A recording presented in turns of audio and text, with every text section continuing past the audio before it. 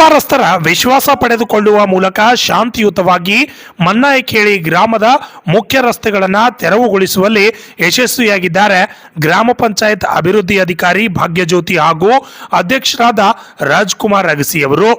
ಬೀದರ್ ಜಿಲ್ಲೆಯ ಚಿಟಗುಪ್ಪ ತಾಲೂಕಿನ ಮನ್ನಾಯಕೇಳಿ ಗ್ರಾಮ ಪಂಚಾಯತ್ ಅಧ್ಯಕ್ಷರಾದ ರಾಜ್ಕುಮಾರ್ ಅಗಸಿ ಹಾಗೂ ಪಂಚಾಯತ್ ಅಭಿವೃದ್ಧಿ ಅಧಿಕಾರಿಗಳಾದ ಭಾಗ್ಯಜ್ಯೋತಿ ಬೆಳ್ಳೂರವರು ಕಳೆದ ತಿಂಗಳಿಂದ ಗ್ರಾಮದ ಸರ್ವ ಸದಸ್ಯರ ವಿಶ್ವಾಸ ಪಡೆದು ಗ್ರಾಮದ ಮುಖ್ಯ ರಸ್ತೆಯನ್ನ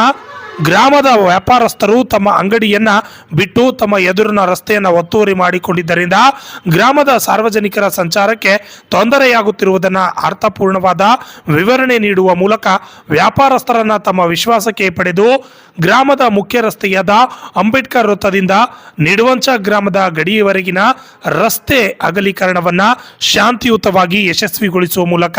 ಜಿಲ್ಲೆಯಲ್ಲಿ ಯಾವುದೇ ಪ್ರತಿರೋಧವಿಲ್ಲದೆ ಒತ್ತುವರಿಯಾದ ಮುಖ್ಯ ರಸ್ತೆಯನ್ನ ತೆರವುಗೊಳಿಸಿದ ದಕ್ಷ ಮಹಿಳಾ ಅಧಿಕಾರಿ ಎಂಬ ಹೆಗ್ಗಳಿಕೆಯನ್ನು ಪಡೆದು ಗ್ರಾಮದ ಜನರಿಗೆ ಮುಕ್ತ ಸಂಚಾರಕ್ಕೆ ಅವಕಾಶವನ್ನ ಕಲ್ಪಿಸಿದ್ದಾರೆ.